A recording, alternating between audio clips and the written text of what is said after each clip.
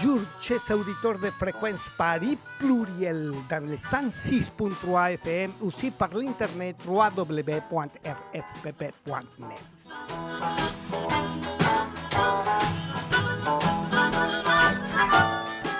Aquí somos, aquí estamos. Emisión correspondiente a este domingo 7, ahora sí que domingo 7 de abril del año 2024. Y como decía mi abuela sabia, no me salgas con domingo 7. De aquí es el blues, es el blues, es el blues de aquí. FPP Blue, FPP Blue, FPP Blue. Es 106.3 FM.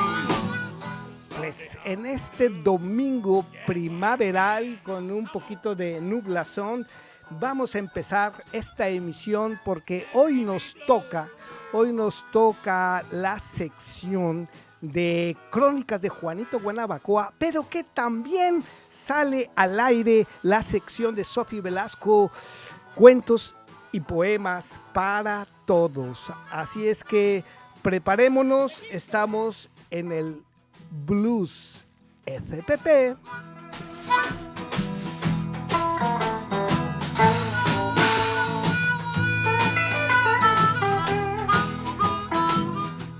Pues para entrar directamente en materia, en la sección de Crónicas de Juanito Guanabacoa, vamos a tener la entrevista con un periodista que recibió el Premio Nacional de Periodismo por sus 30 años de labor y trabajo en este medio. Que bien a bien, después de la comunicación iniciada de hace años y de la amistad cultivada todo este tiempo, pues vamos a hablar un poco con José Sobrevilla. José Sobrevilla es uno de los periodistas que, si bien no tiene una militancia partidista, sí, como periodista recoge todo el cúmulo de información que hay cerca del Poder Ejecutivo, de las mañaneras. Así es que, para no perder el tiempo, ganarlo en el envío de esta información, el día de ayer tuvimos una conversación muy interesante. No digo ahorita el tema, sino hasta después de esta primera intervención, porque recordemos que estamos en tiempo de elecciones en México, que han pasado cerca de 30 días de campañas y bueno, la revuelta social en mi país está para analizarse, conocerla, y tendremos también entonces en ese renglón la participación de otros periodistas y de amigos conocedores. Un saludo hasta México que nos han de estar escuchando, Diego Vega. Y bueno, pues que no se diga más, no diremos menos. Tenemos la entrevista con José Sobrevilla, así queda. Aquí somos, aquí estamos en el 106.3 del FM, www.rfpp.net. Nous sommes ici nous sommes. En esta ocasión vamos a hacer una entrevista en español porque estamos conectados directamente hasta México con un periodista notable que ha sido merecedor del Premio de Periodismo 2023, Pepe Sobrevilla, José Sobrevilla. ¿Cómo estás, José? Buenas tardes. Muy buenas tardes. ¿Cómo estás tú, Juanito? ¿Cómo te la pasas en París? Pues bien, trabajando aquí arduamente con el sentir de muchos que estamos lejos de la patria por enterarnos qué es lo que pasa en nuestro terruño. Y bien, pues para hacer una breve sinopsis de tu devenir como periodista, sé que has sido merecedor del Premio Periodismo 2023. ¿Podríamos decir algo acerca de eso? Pues fue una sorpresa para mí. Yo sabía que estaba pues ahora sí que nominado, pero no sabía si se me iba a otorgar o no ese premio. Entonces, ¿qué es lo que pasó? Me dieron el premio por más de 30 años de ejercicio periodístico. Y eso, pues, no es cualquier cosa, mi querido Juanito. Ya sé que es, además, en el cambio, vamos a decir, en el cambio de los cambios sociales en nuestro país, es una actividad que, además de mucho empeño, pues requiere también estar al pie del cañón en circunstancias algunas veces muy difíciles. Eh, en este, Sí. en este orden de cosas, y dado que has tenido últimamente una función muy importante, en el tiempo de elecciones, en el tiempo de estas que serán unas de las más icónicas elecciones de procesos electorales en nuestro país, pues has estado muy cerca de lo que se dice, lo que habla y lo que informa nuestro presidente Andrés Manuel López Obrador en las mañaneras. ¿Puedes contarme un poco cómo está esa situación? Bueno, no se habla de elecciones porque la ley lo castigaría. Hay una indicación del Instituto Nacional Electoral que en la conferencia de prensa matutina que hable de elecciones se baja inmediatamente de la red. Entonces no se comenta nada de elecciones en las mañaneras por este momento, Juanito. Bien, pero un poquito antes, el hecho de este ejercicio democrático, este ejercicio de información del presidente, que ha tenido muchos, vamos a decir, devenires, muchas circunstancias distintas, pues ha sido también un escalón para que se conozca la personalidad y el trabajo de nuestro presidente. Y bien, en eso ha subido el rating, por decirlo así, de aceptación, entre comillas, de la gestión presidencial de Andrés Manuel López Obrador. ¿Cómo fue que llegaste a esto? ¿Cómo ves ese ejercicio de información? Mira, una de las cosas que tienen las conferencias matutinas es de que es vista por mucha gente, especialmente de provincia, de las comunidades más pobres. Como tú sabes, yo no soy muy protagonista en las conferencias. Sin embargo, una ocasión que andaba en un poblado muy retirado de el estado de Veracruz, una señora me dijo: oiga, ¿usted participa en las conferencias mañaneras? Le digo, sí.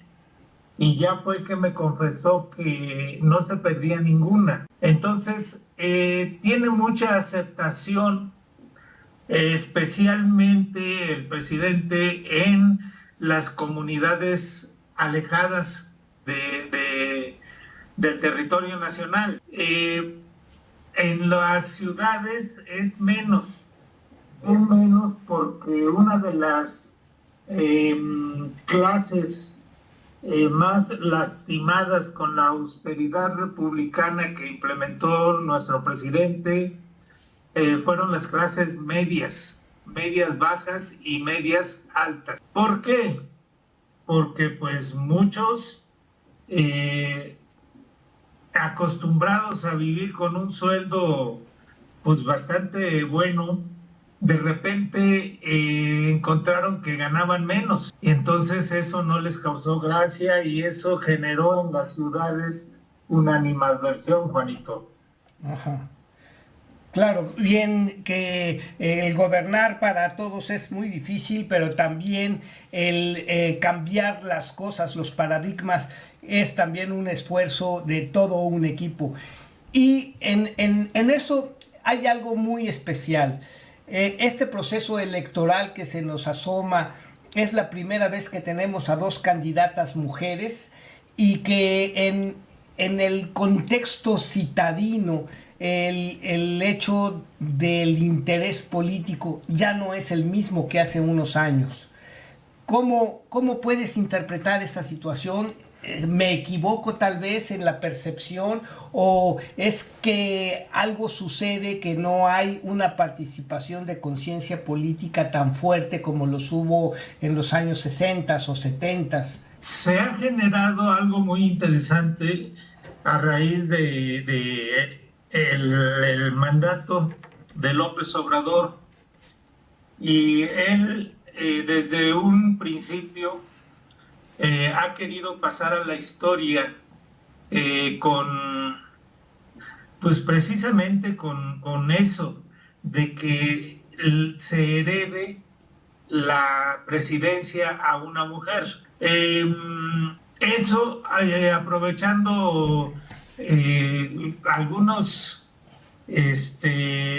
decisiones del presidente, fue que se dio paso a la candidatura de Xóchitl Gálvez por la oposición.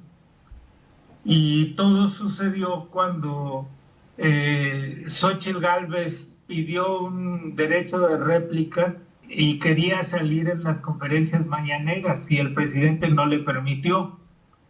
De ahí se hizo viral y fue que surgió su candidatura. Ella iba originalmente al gobierno de la Ciudad de México, pero fue tanta su aceptación, entre comillas, entre la oposición, que optó o alguien le asesoró para que postulara por la presidencia del país, ya que la oposición no tenía cuadros firmes para contender contra la candidata de la Cuarta Transformación.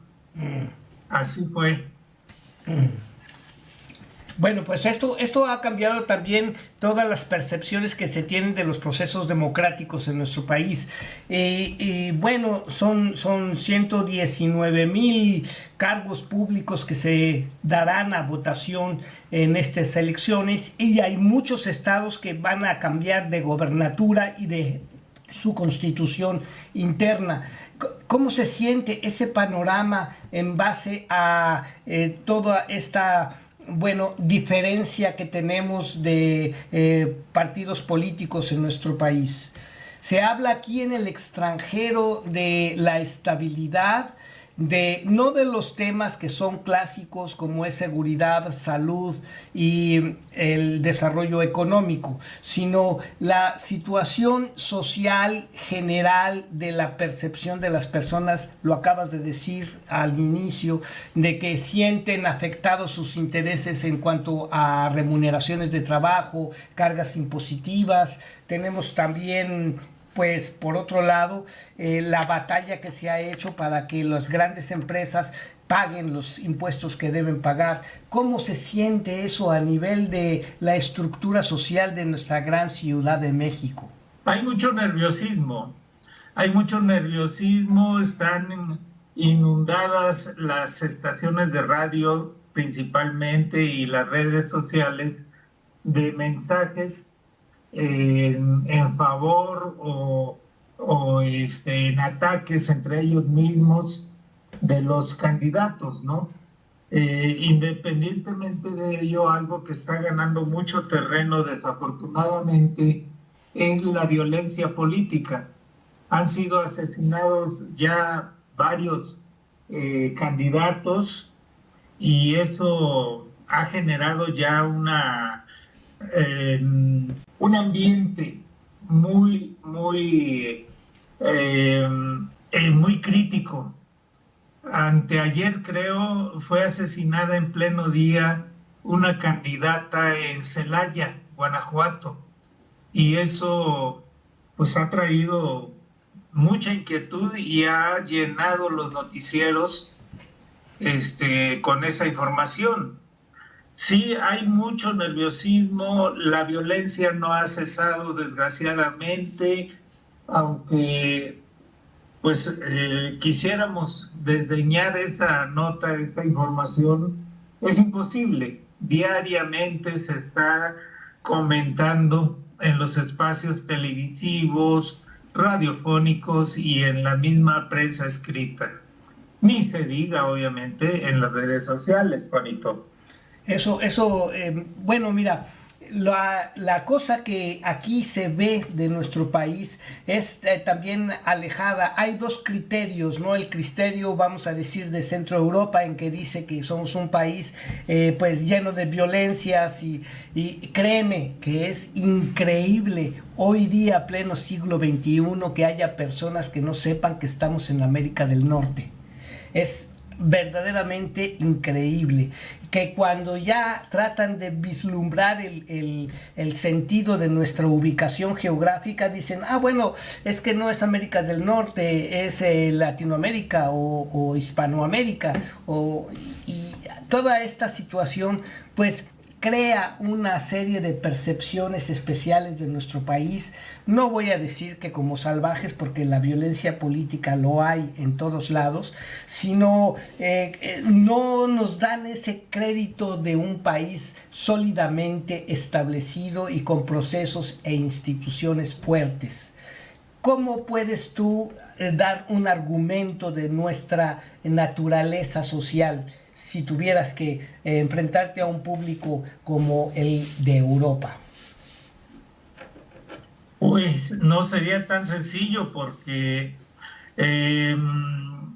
socialmente estamos compuestos por distintas formas de pensar. Obviamente el pensamiento político de las ciudades es muy distinto al pensamiento político de las entidades federativas, de los estados, y mucho más el de los municipios. Hay un exceso de información y desinformación que ha privado los últimos años. Como tú sabes, las redes sociales han influido mucho políticamente y de hecho el triunfo de Andrés Manuel López Obrador en 2018, se debió en gran medida a ese movimiento que se venía gestando ya en las redes sociales. De hecho, una de las políticas de comunicación que utilizó Andrés Manuel López Obrador fueron las redes AMLO, de las cuales derivaron las redes AMLover, y eso generó toda una corriente a favor del presidente y la supo muy bien aprovechar. Es así que las conferencias matutinas están pobladas básicamente por youtubers, por gente que realiza comunicación digital. Entonces, ¿cómo explicárselo a Europa? Pues Europa está viviendo también este cambio de paradigma comunicacional que son las redes sociales, y seguramente también está viviendo lo que se llama infodemia o fake news. Entonces, hay una frase muy acertada del presidente que dice que la mentira cuando no mancha tizna. Entonces, eso se ha venido dando constantemente, al grado de que en las conferencias matutinas el presidente implementó las llamadas, un espacio llamado ¿Quién es quién? En las mentiras de la semana. Ajá. En ese espacio se dedica un momento a evidenciar quienes han participado de las mentiras en contra de la presidencia de la República y de su proyecto político. Entonces, yo creo que Europa debe de estar muy bien sintonizada con este tipo de situaciones. Y lo único que a mí me quedaría por agregar es de que no hay que creer todo lo que se ve, ni todo lo que se opina o se dice en redes sociales, porque nosotros estamos viviendo una situación en la cual se afirman cosas sin evidenciar pruebas, entonces, o sin argumentos probatorios, porque muchas veces no necesitas subir la prueba a tu argumento, simplemente con que seas fundamentes suficientemente tu argumento para que la gente te crea. Entonces, estamos viviendo este momento donde la infodemia es una de las partes más sucias y más recurrentes en las campañas políticas, Juanito. Sí, y eso también, por otro lado, yo creo que implica un reto para la gente común porque es mucho el tiempo que debe invertirse en ver varias fuentes distintas de información, en compararlas, en ver en qué y quiénes son las noticias que se fundamentan, como tú dices, bien estructuradas, pero falsamente apoyadas, o sea, mentiras con tendencia. Eso impacta en la gente de manera negativa porque entonces ¿a quién le van a creer? ¿O qué es lo que se hay? Y desgraciadamente la cuestión del trabajo que absorbe la mayor parte del tiempo quita a las personas comunes la oportunidad de dedicarse a informarse o acostumbrarse a un canal de información que muchas veces no da las noticias totalmente verídicas, sino con tendencias. Ese es un problema que se vive en todos lados. Pese a eso, hay temas que la gente vive, lo acabas de decir muy acertadamente, Pepe, en el hecho de la tranquilidad por el estado de violencia y cómo en lugares donde tradicionalmente no había esos actos impunes de agresión a las personas, ahora se están dando. Yo recuerdo que Guanajuato era una entidad bastante tranquila, no así Michoacán, por ejemplo, o Guerrero, que tradicionalmente han estado pues con conflictos sociales desde muy lejano tiempo, desde antes de la revolución. Entonces, esta percepción de la gente del siglo XXI, de nuestros muchachos que ahora van a votar por primera vez, que tenemos una pirámide poblacional muy marcadamente importante ahora, porque entre los 18 y 35 años es el gran número de votantes que vamos a tener. ¿Cómo sientes tú que este proceso pueda influir?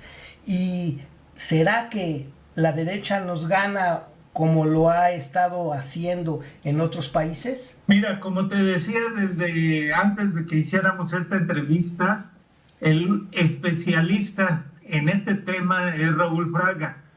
En lo personal, yo no podría aventurar escenarios ni hacer comentarios de lo que desconozco en absoluto, pero de que hay una renuencia de los jóvenes en participar, de que hay una población desmotivada políticamente a sumarse a los candidatos o a los partidos políticos, eso es un hecho. Entonces no sabemos qué tanta gente podría acudir a las urnas ahora el 2 de junio, ni quiénes serían. Hay estadísticas que Raúl las conoce perfectamente. Yo no las estoy siguiendo dentro de mi trayectoria, pero las entrevistas y las encuestas son hasta cierto punto contradictorias. Eso. No hay una casa de entrevistas que digas esta es la confiable o esta no, porque todas han especulado de una manera diametral, y eso pues le resta credibilidad y confianza a las casas encuestadoras. Entonces, cuando gustes, comunícate con Raúl y él te dará un escenario fabuloso de esto. Claro, claro, y además la oportunidad de tenernos a nosotros tres juntos. Pero vamos regresando a tu campo, porque estoy viendo que los que preguntan se asoma por tu espalda el libro que tienes y en el que has trabajado últimamente, a tu otro lado, a tu izquierda, creo que está. Sí, ahí está. Entonces, mira, entonces, mira, bien.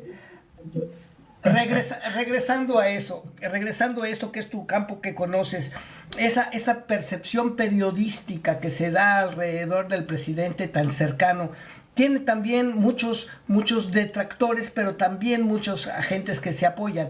Pero la gran mayoría de personas desconoce el punto de vida diaria de un proceso tan importante que implica un sacrificio humano muy, muy grande, porque el desgaste de la función presidencial se extiende a aquellos que están siguiendo la noticia. Esa clase de experiencias y este libro que tienes, ¿cómo nace? ¿Qué es lo que se tiene? Porque ese es el gran mérito periodístico de ir siguiendo el proceso de algo que se instauró por primera vez en nuestro país y que durante los años de gobierno del presidente López Obrador no ha bajado, sino se ha intensificado. Y esto pues es un cambio social muy importante del cual tú nos puedes dar mucho testimonio. Mira, Juanito, las primeras conferencias matutinas se empezaron a dar en diciembre de 2018. Yo me incorporé en mayo de 2019. Cuando yo me incorporé, ya había una lucha intestina al interior del Salón Tesorería de Presidencia de la República, porque los periodistas de medios convencionales, radio, televisión y prensa, no aceptaban que había periodistas de redes sociales y periodistas que pensaban diferente a ellos. Entonces se empezó a dar una situación de que los medios convencionales hablaban de los periodistas digitales como paleros, como gente pagada por presidencia, gente que no era periodista, etcétera. Entonces, en esa coyuntura yo empecé a observar en mis compañeros que pues varios sí eran reporteros de carrera, ¿no? Y varios tenían experiencia en medios, incluso convencionales.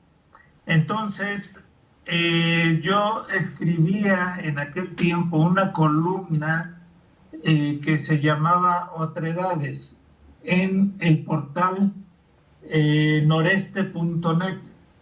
Entonces, lo que empecé a hacer en 2019 fue entrevistar a mis compañeros de asiento en la conferencia matutina, y de ahí salieron los más de 50 entrevistas, y de las cuales este libro de 404 páginas pues tiene solo 46. Entonces, ¿qué era lo que yo buscaba? Primero, demostrar que los periodistas que le preguntaban al presidente, muchos sí eran periodistas de carrera, muchos tenían toda una trayectoria periodística en medios convencionales y solo algunos resultaron que no eran periodistas, pero que eran periodistas por afición, o sea, les gustaba comunicar y al principio no lo hacían tan bien, pero después resultó que lo hacían bastante bien, al grado de que los periodistas de medios convencionales empezaron a sentir envidia de ello. Entonces, así fue que nació la idea de escribir este libro. Y pues una vez que ya junté todas las entrevistas y se las envié al coordinador de comunicación social de la presidencia, Jesús Ramírez Cuevas, y le pedí que me escribiera un prólogo. Y accedió de buena manera, y pues aquí está el libro, a la venta principalmente en Europa, porque se hizo en España en la modalidad impreso bajo demanda, digital y audiolibro. Ay, Porque sí, me decía la editorial que era lo que se estilaba en Europa y que era la tendencia. Entonces, por eso se hizo en esta modalidad, Juanito. Bien, yo creo que eso pues es un testimonio de la gente que pregunta precisamente. Y otra situación es que también lo sabemos que se acabó muchas veces el chayote para un gran número de elementos periodísticos. Y eso debió haber también tenido su efecto nocivo, ¿no? Su réplica de consecuencia. Y esto se sabe a través de las noticias y a través del ejemplo que dio el presidente de establecer diálogos con algunos periodistas en los que se acepta la diferencia de puntos de vista. ¿Hubo alguna persona que estuviera en desacuerdo simplemente por la falta de ese gasto que se hacía, ese chayote que existía, que ha sido una carga que muchas veces en el extranjero pues dicen, no, pues es que México no funciona si no es de esa manera? ¿Cómo puedes, ¿Cómo puedes explicar el fenómeno y cómo es que ahora se da la actividad periodística tan cerca del Poder Ejecutivo? Mira, antes, en todos los sexenios anteriores. Bien, esta es la primera parte de la entrevista. La seguiremos porque también hay noticias de los temas de otras fuentes que fueron tratados en este segmento y que de alguna manera nos dan un panorama más amplio, más completo. La entrevista siguió de la siguiente manera. Pues seguimos con Pepe Sobrevilla, José Sobrevilla propiamente, en la entrevista que tenemos para conocer a los comunicadores que están cerca del Poder Ejecutivo en México, más concretamente en el Salón Tesorería de Palacio Nacional, en lo que se ha venido llamando La Mañanera, y que nos da un panorama muy extenso de lo que es la actividad periodística, el estilo de información al que hemos llegado en pleno siglo XXI en México, y que de alguna manera implica un contacto cercano del presidente del Poder Ejecutivo y de sus colaboradores con vamos a decir, la clase de informadores, y además a través de ellos con el pueblo, con los sectores distintos de nuestro país,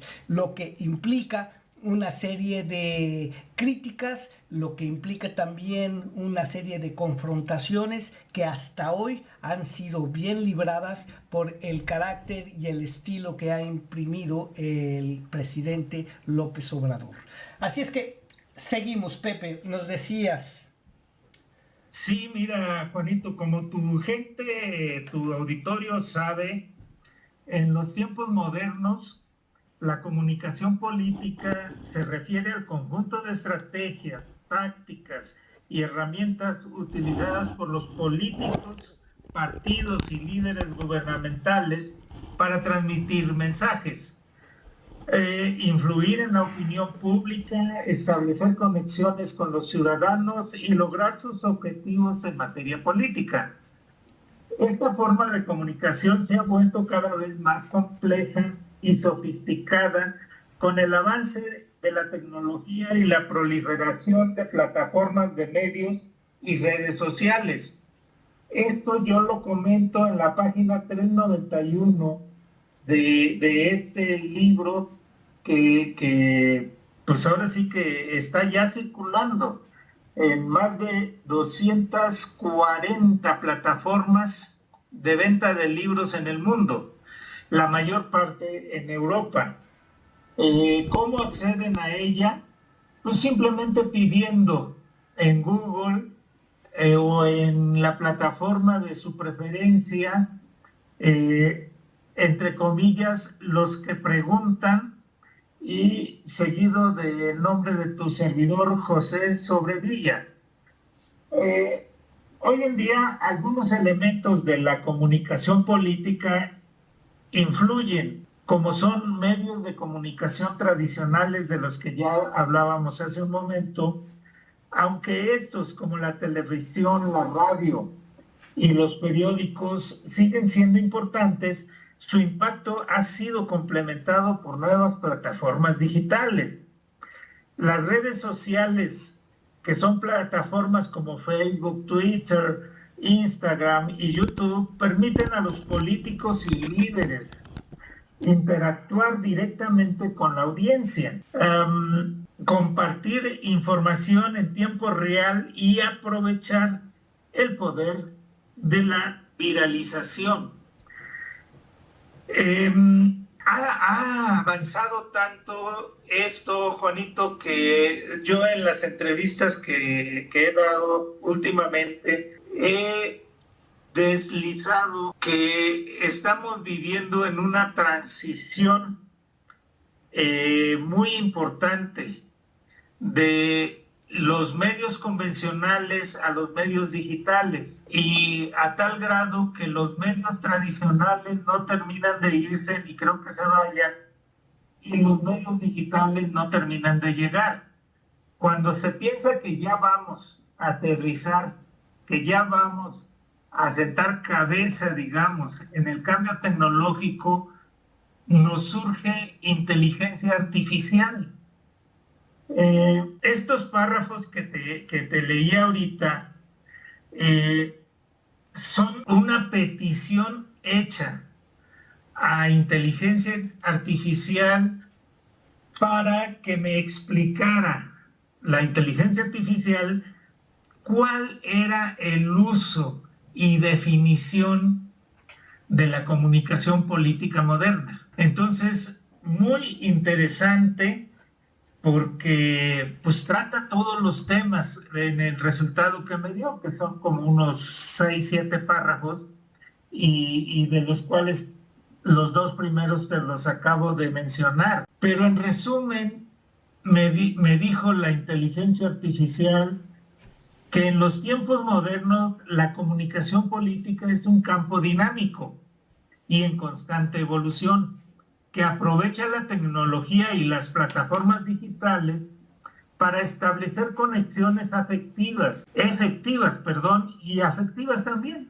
entre los líderes y la ciudadanía, influir en la opinión pública y lograr los objetivos políticos planteados. En los primeros spots comerciales que hizo la candidata de oposición, Xóchitl Gálvez, los hizo con inteligencia artificial, tanto en video como en contenido. Ahorita ya no salen. Yo desgraciadamente no los bajé, a pesar de que son muy importantes. Seguro se encuentra todavía en YouTube o en alguna plataforma digital. Pero para mí lo importante fue que empezaron utilizando la inteligencia artificial para generar contenidos políticos. Eso me pareció muy interesante.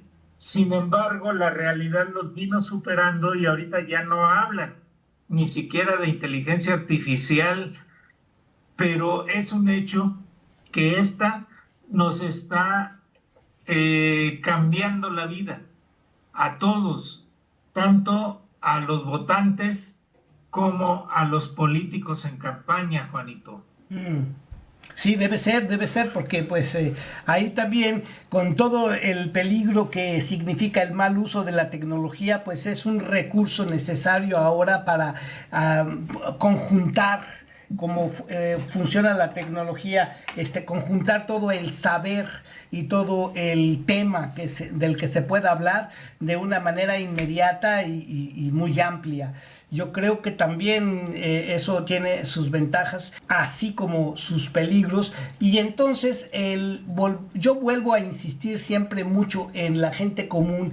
¿Qué debe hacer para informarse y cómo puede ella empezar a formarse una opinión con las noticias?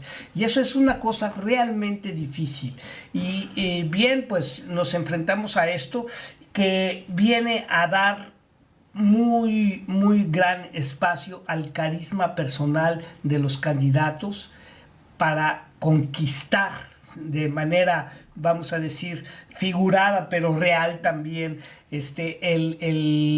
la atención del votante, de obtener el voto. Y tenemos personalidades muy distintas en los dos candidatos. Yo he seguido la situación de este señor que era artista y que quiso contender de manera independiente. Todavía no estamos en una sociedad en la que surjan los independientes así como así. Es muy difícil encontrar el 1% de la plataforma votante de la localidad para ser candidato, para ser aceptado por el instituto. Ahí hay un tema que quisiera yo preguntar tu opinión. ¿Cómo ves el cambio estructural y político que se ha dado al interior del Instituto Nacional Electoral? ¿Cómo ves ese organismo? Mira, yo no estoy siguiendo realmente, como experto no te podría dar una opinión. Lo que sí te puedo decir es de que no la han tenido fácil el Instituto Nacional Electoral porque los cambios tecnológicos han sido muy frecuentes y muy imperativos. Han modificado la conducta del votante, del elector y también de los candidatos, ¿no? Entonces, no le estoy dando seguimiento a profundidad y no te puedo dar una opinión profesional, pero sí ha modificado total y absolutamente la forma de hacer política desde el punto de vista administrativo, o sea, de administrar las elecciones. Más cuando el presidente desde la tribuna de las conferencias mañaneras, pues ha descalificado en gran medida a todo el instituto electoral, ¿no? E incluso ha pedido su desaparición en algunos momentos, en otros momentos el cambio de funcionarios. Y de algún modo tiene razón, porque muchos de los funcionarios electorales pues obedecen a tendencias político-partidistas. Entonces eso le quita la esencia a la imparcialidad en la calificación de las elecciones. Pero pues ya lo comentaremos con nuestro amigo Raúl Fraga, que él sí es un especialista en el tema y está autorizado para dar este tipo de opiniones. Y al que además le deseamos su pronta mejoría, porque parece ser que está ahorita en un impasse difícil de salud. Así es, pero va recuperándose bien. Ayer hablé con él y pues y por cierto, te manda saludos y Igualmente, te dice igualmente. que regresando de tu gira a España, con mucho gusto se realiza esa conversación.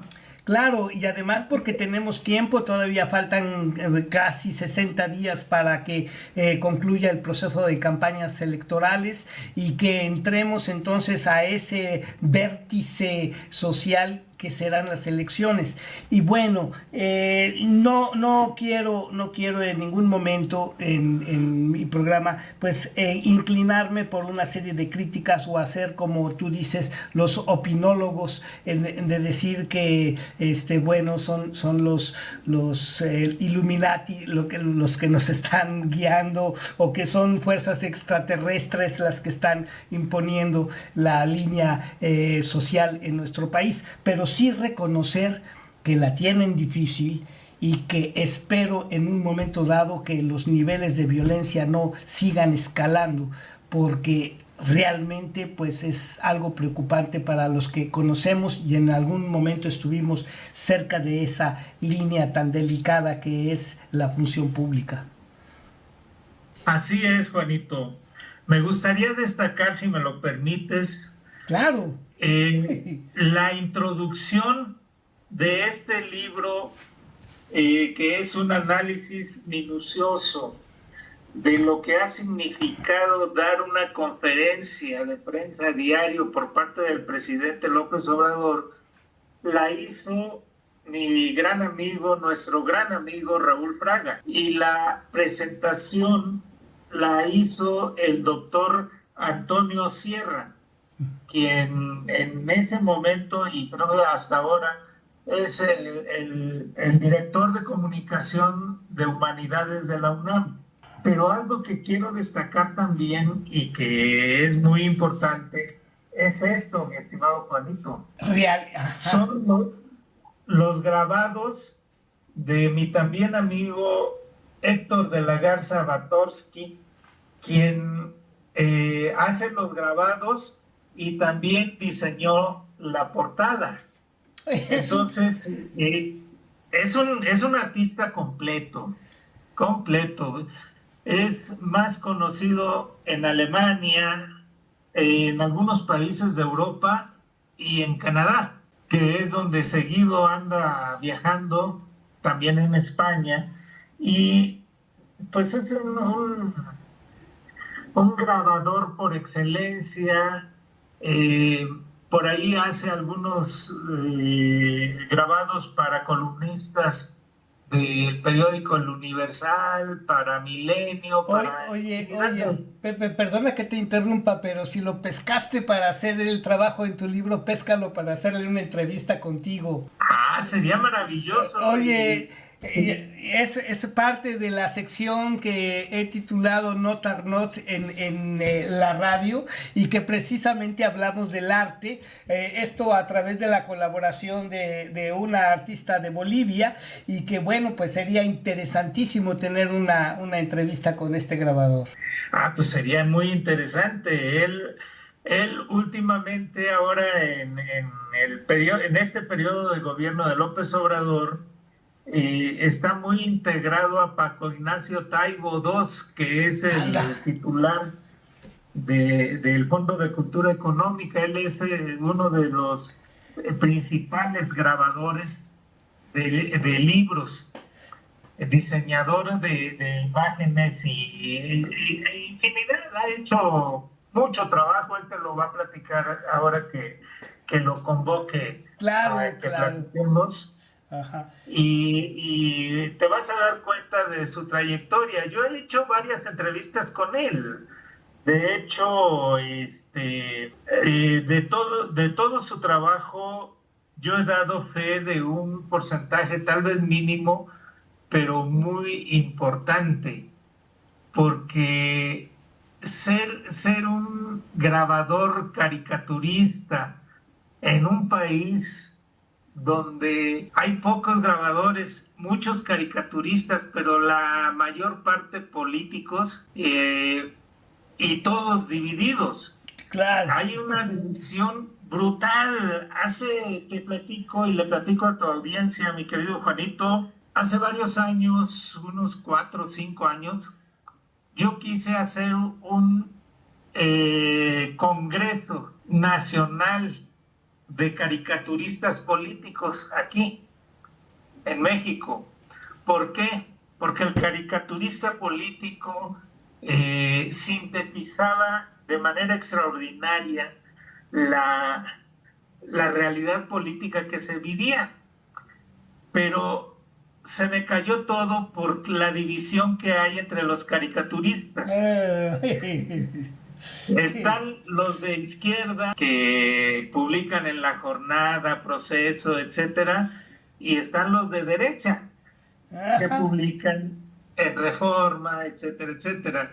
Y unos no toleran a los otros. Sí, lo mismo se puede decir de los periodistas.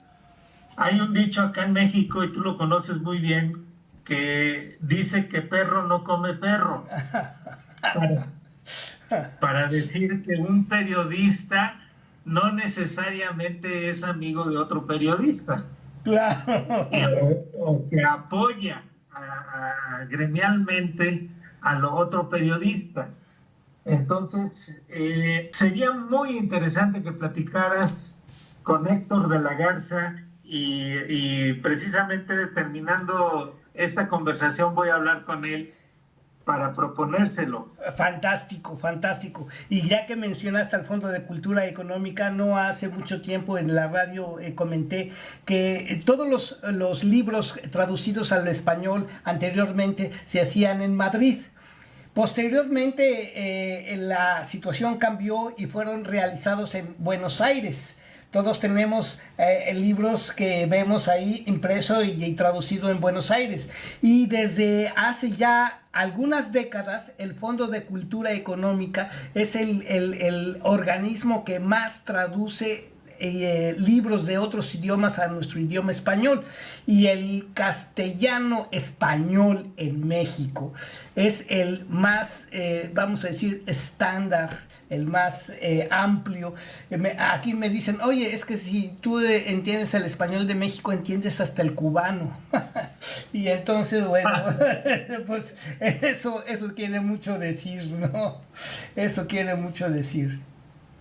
Sí, pero hay mucho, hay cosas que yo a pesar de creer, entender a los cubanos, pues cuando me andaba casando por allá, me di cuenta de que no es sencillo, porque su idiosincrasia es distinta a la nuestra. Claro. Su calor, sus expresiones, todo es muy diferente. Pues ya, Pero en fin, ya tendremos oportunidad de platicar de este y otros temas. Te agradezco muchísimo. Esta es una parte importante para la emisión correspondiente este domingo 7 de abril, en el que estamos preparando un reportaje El Blues en Europa y que además pues nos acerca a quienes lejos estamos con las gentes de nuestro terruño, en los renglones de la comunicación, y que esto demuestra que la relación a través de las redes puede también unir las personas y, como tú dijiste muy acertadamente hace un momento, crear afectos. Mi querido señor, con todo cariño, te agradezco muchísimo este tiempo. Ha sido realmente una conversación muy agradable. Y bueno, tenemos ese compromiso. Convocas primero hay que convocar a Raulito que se mejore y que todo esto, y que te agradezco también porque voy a tener la oportunidad de ir a ver a Natalia e Inés, a quien entrevistaron ustedes en su programa de televisión, y que bueno, ya hace algunos años, oye, chispas con eso. Y bueno, con toda esa alegría te agradezco, te mando un abrazo, afecto contagioso, como siempre lo he dicho, y que estamos en comunicación. Muchas gracias, Juanito, gracias a ti, a tu auditorio, y pues estamos en lo dicho, y un abrazo para ti y para todos. Gracias igualmente. Bueno, pues nosotros seguimos aquí con la transmisión correspondiente a este domingo 7 de abril. Bien, pues para seguir con el tema, en cuanto a el Instituto Nacional Electoral, hay, perdón, es que estaba yo aquí viendo varias informaciones.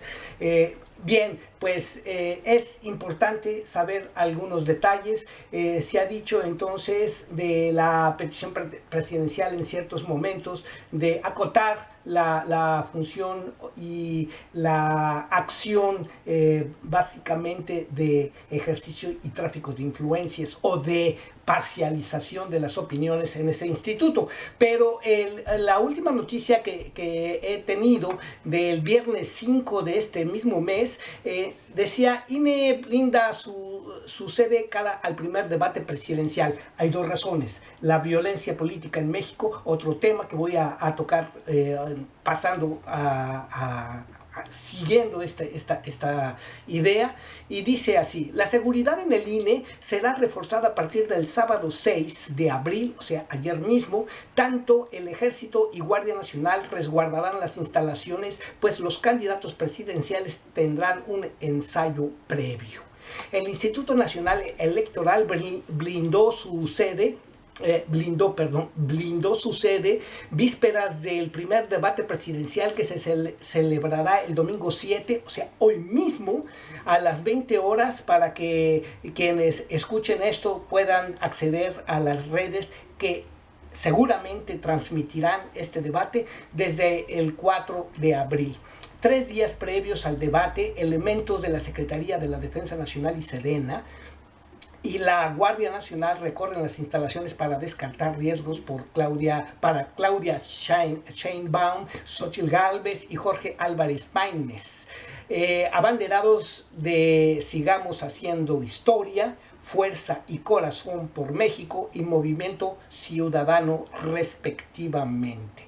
Los elementos de la Sedena y Guardia Nacional suman dos recorridos realizados ayer por la tarde y hoy por la mañana por el Salón del Consejo General, que se transformó en un set de televisión para acoger al debate presidencial, así como distintos recovecos de la sede nacional para descartar cualquier amenaza, no solo contra los candidatos, sino también para sus invitados y consejeros electorales. Y en los recorridos se establecieron unidades de binomios caninos. Bien, pues un hecho es ese, y otro que vamos a comentar también es el de la violencia política, porque en esta misma semana que acaba de finalizar, asesinan a candidata a elecciones en Guanajuato, municipio de Celaya, y ese mismo día otro candidato de fuerza opositora también fue afectado con el secuestro de su familiar. Y para ver la importancia de estos hechos, que no son aislados y que dan la imagen de nuestro país, pues inmediatamente se supo, y eso lo invito a ver la tendencia de las noticias. Fue difundido por el periódico de España El País, de Francia 24, de aquí de Francia, no se diga más, CNN y El Financiero, que sabemos son periódicos con tendencias de la derecha, y la agencia EFE. ¿Qué es lo que se escandalizó? Bueno, pues la violencia, que en sí es importante, pero que también no se conoce el fondo de la noticia, y la guerra y situación de posiciones políticas de diferentes instituciones en el ámbito del gobierno federal, los gobiernos estatales y municipales. Y para esto, bueno, pues pretendo dar una noticia a través de una bloguera mexicana, que yo invito también a tener cuidado de los blogueros, pero sí a reconocer el trabajo y el conocimiento y la información que dan en ciertos momentos y con ciertas informaciones, porque son para el análisis de la situación una una situación importante de conocer. Pues vamos a ver a Meme Yamel y bueno, esto es lo que dice con respecto a la violencia, pero más bien al análisis del fondo de las cosas que subyacen cuando es necesario que el Estado tenga presencia y proteja a los ciudadanos en contienda electoral y a toda la población finalmente contra esa violencia de grupos criminales, no nada más políticos, sino de criminalidad organizada. Y esto es lo que se tiene y invito a escuchar. Guanajuato, en Celaya, el municipio más violento de México, asesinan a una candidata de Morena. En el atentado, un candidato a regidor se va y se esconde, y al día siguiente tenemos a la candidata de Movimiento Ciudadano que le secuestran, de hecho, al suegro, en el mismo municipio, en el mismo estado. El gobierno del estado de Guanajuato, en cumplimiento con estos convenios con las autoridades electorales para proteger a los candidatos, porque es una responsabilidad que les confiere, decidió que para poderles otorgar el servicio de protección personal, tenían los candidatos que cumplir con varios criterios.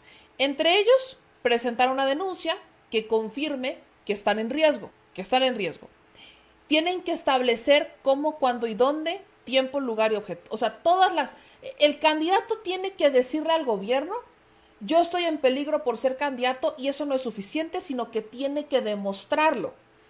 Aún así, cuando la autoridad estatal, que es la Secretaría de Gobierno y la Secretaría de Seguridad de Guanajuato, reciben este documento y reciben esta información, van a verificar y van a analizar si es que es suficiente, si es que cumple con los requisitos y si es que vale la pena y consideran que está en riesgo para entregarle seguridad. Insisto, estoy hablando de Guanajuato, uno de los estados más violentos de México, y de Celaya particularmente, el municipio más violento de México. Los candidatos a la presidencia municipal, los candidatos en Guanajuato, tienen que avisarle, tienen que demostrarle a la autoridad que están en peligro, porque la autoridad cree que viven en Narnia y que ahí, en Guanajuato, no existe la violencia. Ok.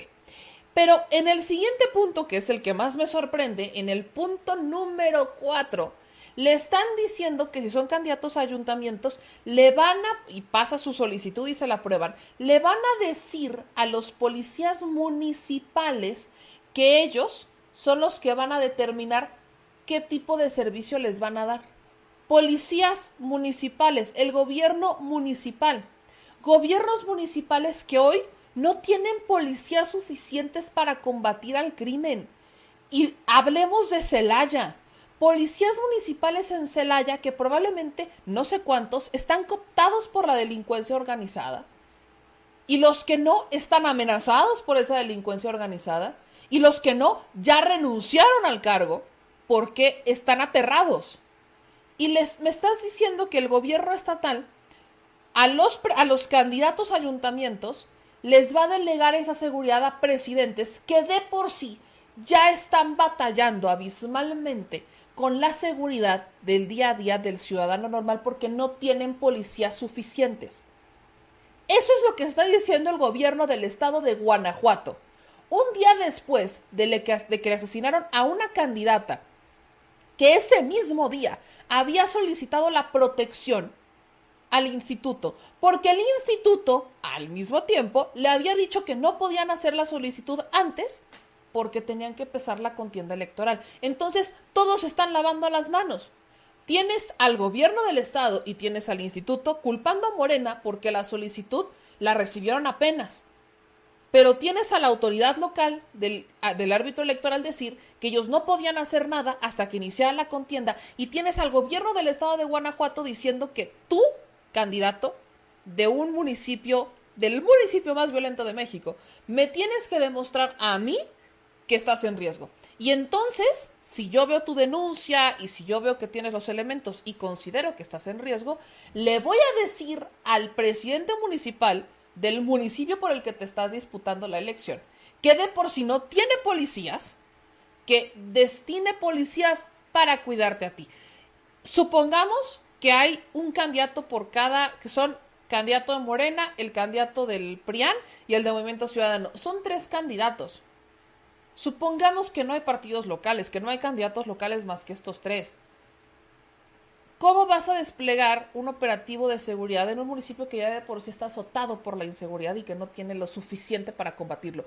No tiene ni pies ni cabeza lo que estoy leyendo del comunicado de la Secretaría de Seguridad del Estado de Guanajuato. Simplemente no lo tiene. Y es por eso, por este tipo de situaciones, que desde el principio se le había pedido al gobierno federal que tomara mano. Digo, entiendo, estamos hablando de más de 20,000 cargos de elección popular. Me queda claro que es un asunto maratónico y que debes de hacerte de convenios con los gobiernos estatales y municipales, pero sobre todo estatales.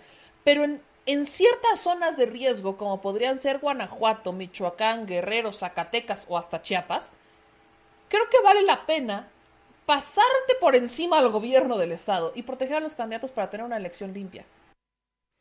Bien, pues es un punto de vista muy discutible. Yo estoy de acuerdo en el punto de vista de Yeme y decir, bueno, en un momento dado es el Estado en su fase global que tiene que responder a la seguridad del pueblo y que en un momento dado, pues si los convenios locales no funcionan, pues el Estado tiene que tener una presencia, porque por ahí empieza el vacío del poder.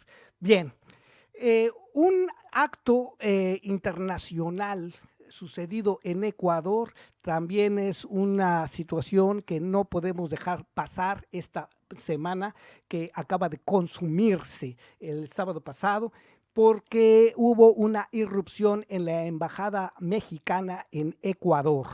Y todo esto, pues yo invito, porque no quiero ser también gastar todo el tiempo en pasar noticias que se pueden encontrar en las redes sociales muy ampliamente, hacer un análisis de lo que significa el haber cesado las relaciones internacionales con un país como Ecuador. Para esto, y gracias a la comunicación de redes sociales y a el punto muy acertado de un amigo, que es Diego Vega, quiero pues dar su punto de vista, que dice así: un pequeño país llamado Ecuador.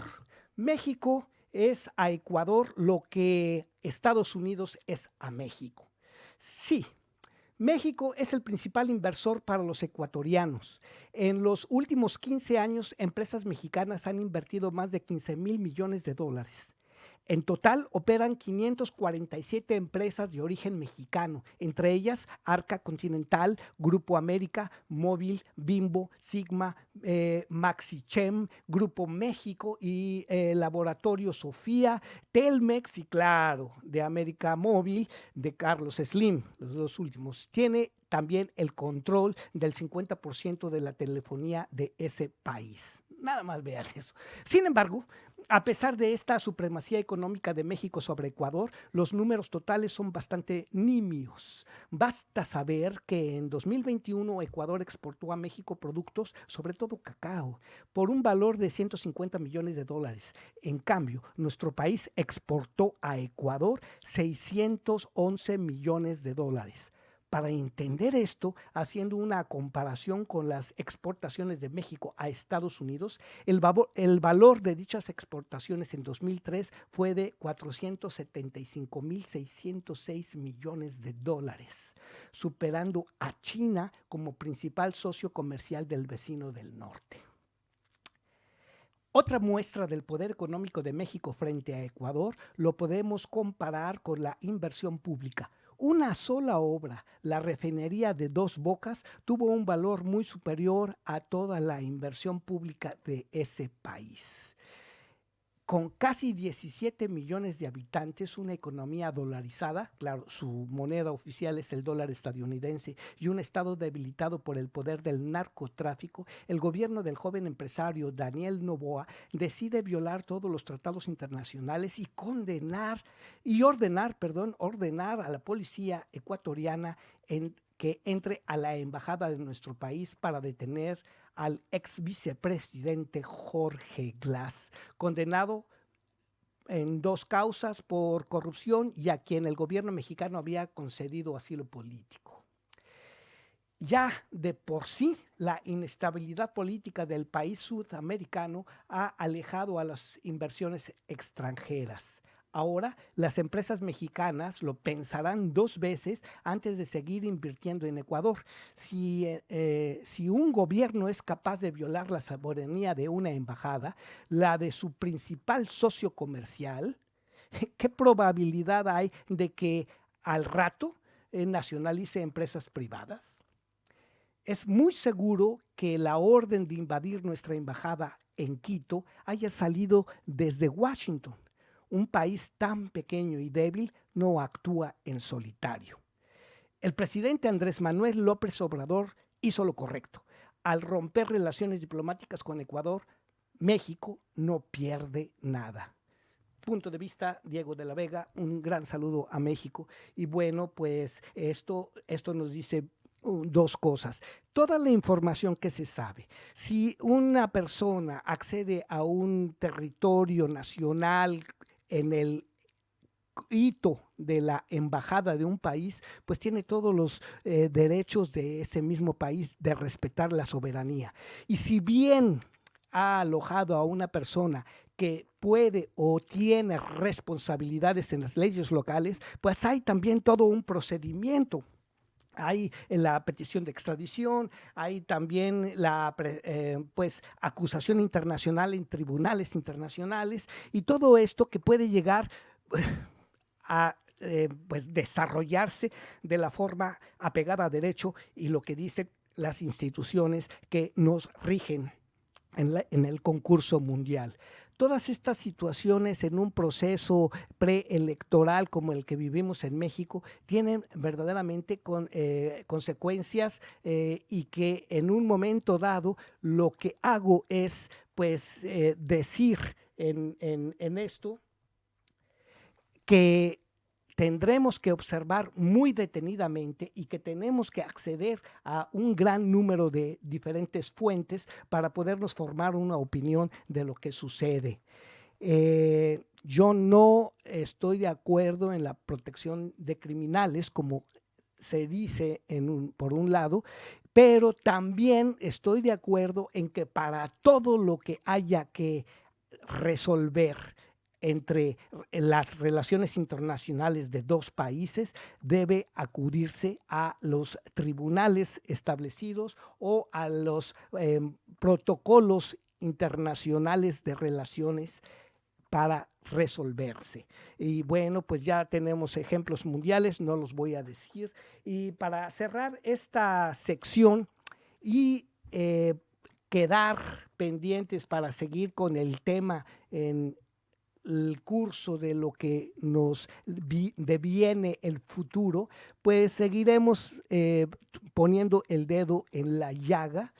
Y bueno, hasta para no verlo creer, pero todos decíamos que los procesos electorales en los países en los que este año 2024 van a realizarse, hoy y en algunos ya se realizaron, pues entre a buenos términos. Resulta de que en el primer programa del año 2024, precisamente el 6 de enero, hablé que son 70 países en los que se desarrollará el proceso democrático de elecciones. 70 países en el mundo. Y no descarto, porque está Rusia, está Estados Unidos y ahora México, que nos llena de toda su atención, y que para la diáspora que vivimos alejados del terruño, pero interesados en nuestra patria, pues conozcamos y sepamos, porque tristemente también di las cifras oficiales del empadronamiento y de la verificación y certificación de la carta electoral entre los mexicanos que vivimos fuera, es muy magro. Y bueno, si pensamos que esto debe funcionar, pues lo debemos hacer funcionar los mismos mexicanos. Y bien, pues entonces para esto vamos a cerrar la crónica, vamos a cerrar el segmento diciendo y adelantando un poquito algo de la música que surge desde España y surge a través de artistas alternativos del blues.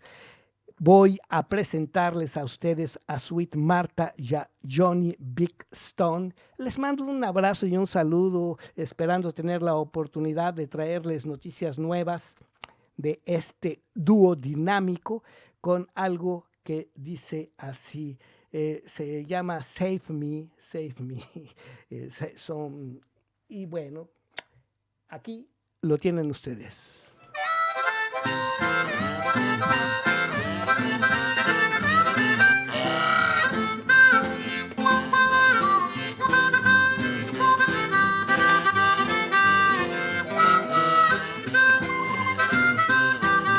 I walk now, Papa, boy, now and then. You take my money, bring it all away, but you will sell me song. Sell me song. Don't give it all away, but you will sell me song. Liquor shell was really a thing. I still look for the nights, folks, now and then, but you will sell me song. Sell me song. Don't give it all away, but you will sell me some. Up to my lips, down to my toes, that's the way cross and gallant goes, but you will sell me some. Sell me some. Don't give it all away, but you will sell me some.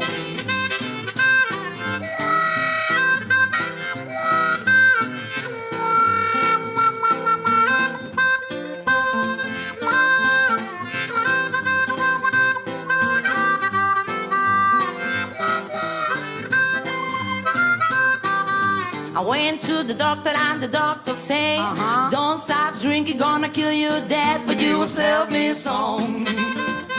Sell me some. Don't give it all away, but you will sell me some. Mama told me, Papa told me to brew that start with little that of you, but you will sell me some. Sell me some. Don't give it all away, but you will sell me some.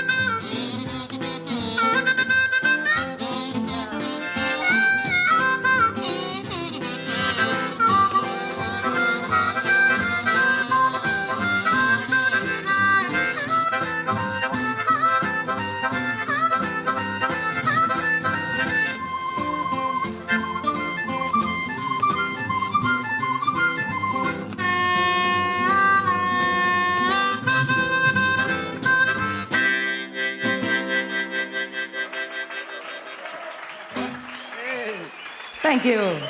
Sweet Marta y Johnny Big Stone desde por allá las Europas españolas.